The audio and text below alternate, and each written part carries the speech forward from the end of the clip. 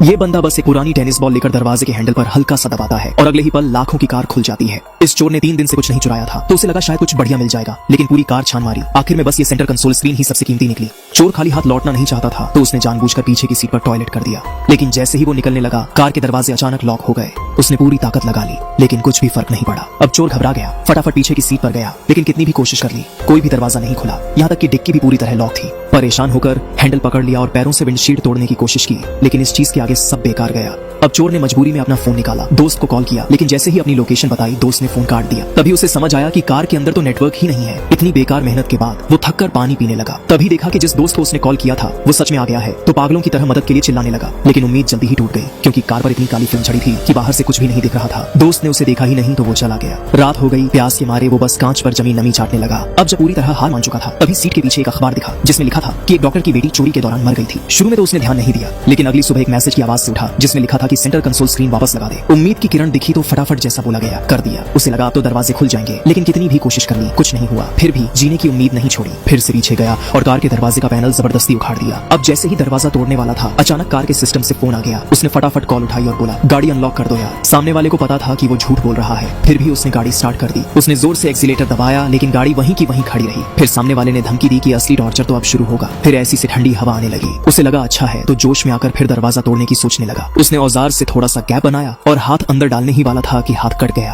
अब पट्टी बांध ही रहा था कि ऐसी की हवा अचानक तेज हो गई।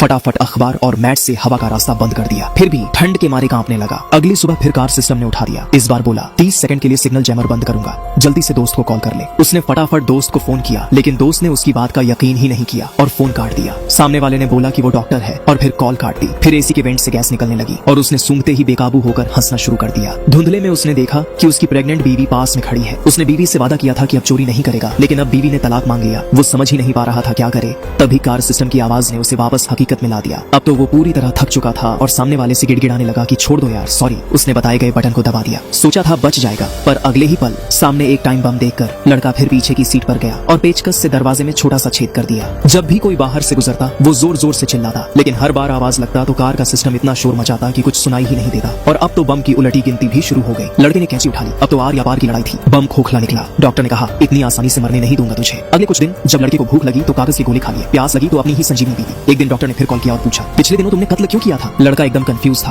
और तभी सामने वाले ने फोन काट दिया। उसी दिन उसे आखिरकार भागने का मौका मिल गया। 2 बंदों की नजर इस गाड़ी पर थी। दोनों ने औजार निकाले और ताला तोड़ने की तैयारी करने लगे। लड़का अंदर से जोश दिला रहा था, लेकिन बाहर वाले तो कच्चे निकले। न ताला खुला, ऊपर से भीड़ ने पकड़कर धो डाला। लड़का पूरी तरह टूट गया। सड़क पर एक प्रेग्नेंट औरत को देखकर उसे अपनी बीवी की याद आ गई जो भी डिलीवरी के करीब थी। उसने सोचा चलो अब आखिरी खत लिख ही दूं, लेकिन तभी देखा पेन पर तो बीवी की दवा का नाम लिखा है। फिर उसे याद आया हर बार फोन पर आईसीयू लिखा होता था और इन अखबारों में डॉक्टर की बेटी की खबरें छपी थी। लड़के को अब सब समझ आ गया, ये सब डॉक्टर ने जानबूझकर छोड़ा था। कुछ वक्त पहले उसकी बेटी टॉप कॉलेज में सिलेक्ट हो गई थी, लेकिन कार में रखा लैपटॉप और एडमिशन लेटर चोरी हो गया। आखिर में बेटी ने खुदकुशी कर ली और चोर कोई और नहीं वही था। उसने कभी सोचा भी नहीं था कि उसकी वजह से किसी की जान चली जाएगी। अब अपनी गलती सुधारनी थी। उसने सोचा पेचकस से ही सब खत्म कर दो, लेकिन तभी डॉक्टर आ गया और कार खोल दी। डॉक्टर ने इन दिनों के सारे वीडियो रिकॉर्ड करके नेट पर डाल दिए, ऊपर से 1 लाख का प्रमोशन भी कर दिया। अब पूरी दुनिया ये वीडियो देख रही है। डॉक्टर तो पहले ही पुलिस और मीडिया को बुला चुका था। अब वो सबके सामने खुद ही लड़के को खत्म करना चाहता था, लेकिन पुलिस ने पहले ही स्नाइपर तैनात कर दिए थे और जैसे ही डॉक्टर कुछ करने वाला था पुलिस वाले ने आदेश दे दिया। लड़के ने डॉक्टर के लिए गोली झेल ली। उसकी आखिरी ख्वाहिश बस यही थी डॉक्टर उसकी बीवी को कुछ न करे। डॉक्टर भी लड़के की सच्चाई से इतना पिघल गया कि खुद ही उसके जख्मों पर पट्टी कर दी। वैसे डॉक्टर की हरकतें पुलिस को भी सही लगी। कहानी के आखिर में भाई की बीवी ने भी उस पर भरोसा कर लिया और मान लिया कि अब वो सुधर जाएगा।